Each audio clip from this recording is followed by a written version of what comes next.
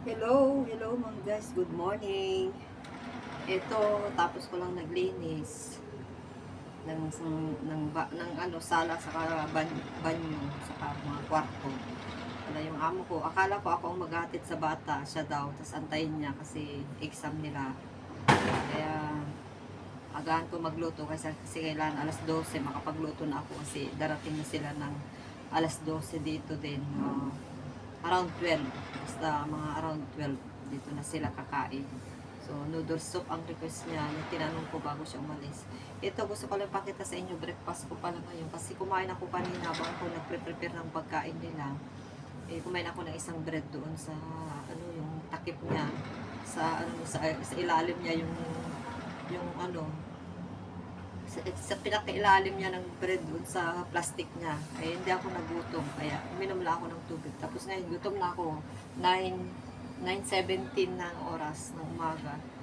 So, ito papakita ko sa inyo itong pagkain ko. Uh, Hindi ko alam ang pangalan, din naman niya sinabi ng amo ko. Alam niya yun, pero nakalimutan ko na kung sinabi sa akin dati. Yung, sabi niya, sticky rice lang, sticky rice. Kagabi. Ito yung sinasabi niya na bibili siya marami. 2 box yan. Ang palaman nito ay beef.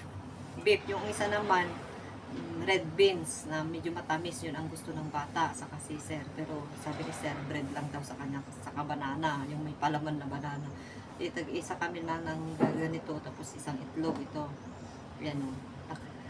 Naka, black na siya. Kasi naluto na ito pagdating nito galing sa China. Pinainit ko na lang ulit, pinakuluan ko na lang ulit habang ini-steam ko sa ibabaw nito. Ito, 15 minutes na pinakuluan ko, na pina-steam ko siya ng 15 minutes sa ibabaw para magluto ka ng ano, puto. Sa ibabaw mo na siya ayun, yung usok niya, yung init, yun, nag-i-steam lang siya, 15 minutes ko siya pinalambot kasi malamig yun galing sa ano, bitin sa na may yelo, malamig. Nilagay, ewan ko kung, nasarap na. Ang pangalan niya pala ito is Zongzi. Sinerge ko pa sa ano, pinicturean ko sa Google. Zongzi pala. Zongzi. Ewan ko lang sa mga iba kung anong pangalan nila dito. So, sticker rights naman ang sinasabi sa akin ni Madam. Buksan natin para makita natin.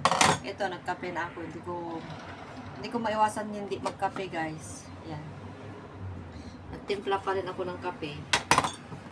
Mula na ako nagkakape, hindi na ako masyadong yung nagigising yung lagi yung diwa ko pag gising ko ng madaling araw. Dati, pag hindi ako nagkape, antok na antok pa rin ako kahit na gising ako ng madaling araw o kaya umaga na. Antok pa rin yung diwa ko. Ngayon, pag nagkakape ako, hindi ko rin maiwasan. Masarap naman na isabay sa kape. Wala naman tayong ibang inumin. Ayan. Ayan, ganito. Kulay siya. Para siyang parang biko suman sa atin. Ayan, guys. So, mabubusog na ako dito, guys. Ano na to? Breakfast saka merienda. Tikman natin. Yung bata nakain niya nung ito. Yung palaman niya sa kanya yung red beans na matamis.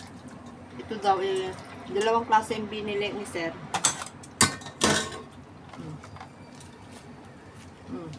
Diyan yung palaman niya. May salty egg pa. Salty egg yata. Sorry.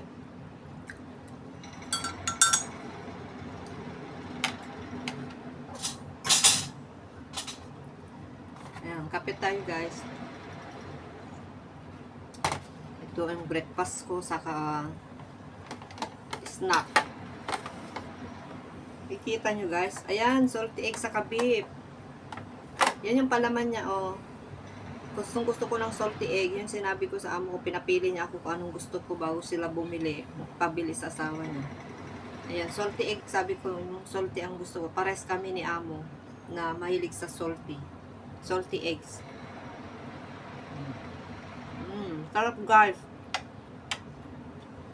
Masarap kaya. Patikita ko sa ewan ko kung ilang piraso yung 4 yata, $25. Ewan. Diyan sa ano, sa welcome. Ewan ko sa iba.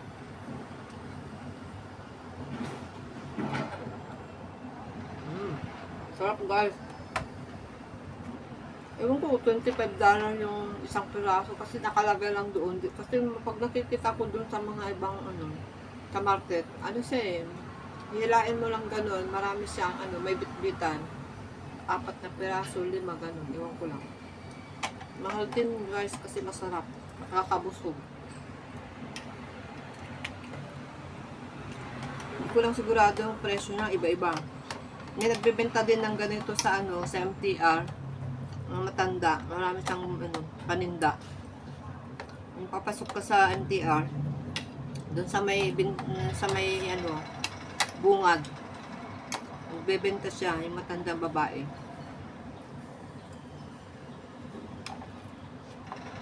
Hindi siya matamis tong ano niya, parang katulad sa atin, biko, matamis. Ito tamang-tama.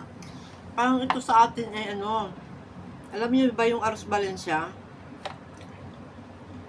Yun, parang Arroz Valencia to.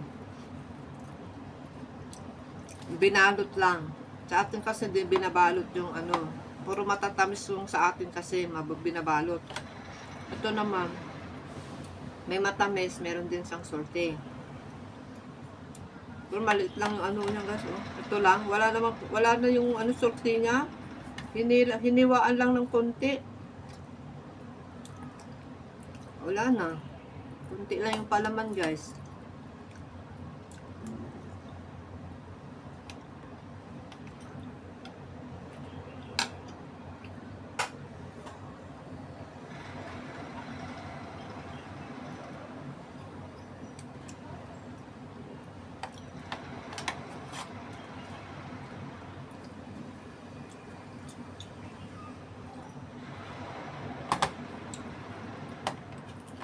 Kaya ako nakapag-video guys kasi wala yung amo ko. Dinala niya siguro yung laptop niya. Doon siya magtrabaho sa habang inaantay niya yung anak niya doon sa exam.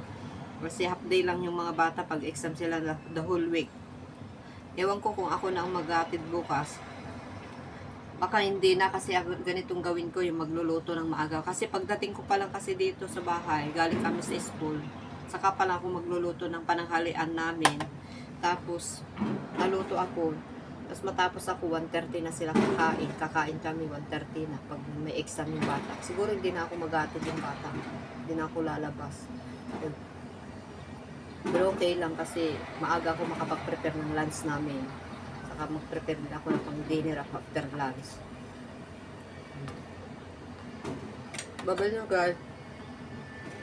Patayin ko na.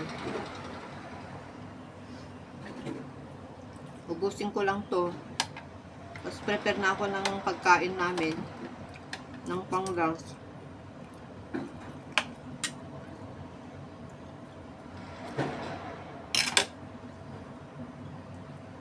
Ayun na, naka-ready na. Pakita ko. Yung akin, spaghetti, gawin kong pansit. Pansit dry. Sa kanila kasi may soup. Yun. Ito yung mga ano, binili ni sir. Ano ko yan. Hiwa-hiwain ko ng maliliit. Tapos ilagay ko na sa rep. Tapos ito yung ano, gulay, vegetable. So, magulo. Magulo yung kusina natin ngayon, guys. Prepare ako ng mga kain namin. Magulo pa lang. So, bye-bye na, guys. Salamat sa panonood. Paki-subscribe ang aking channel. Thank you. Paki-like din.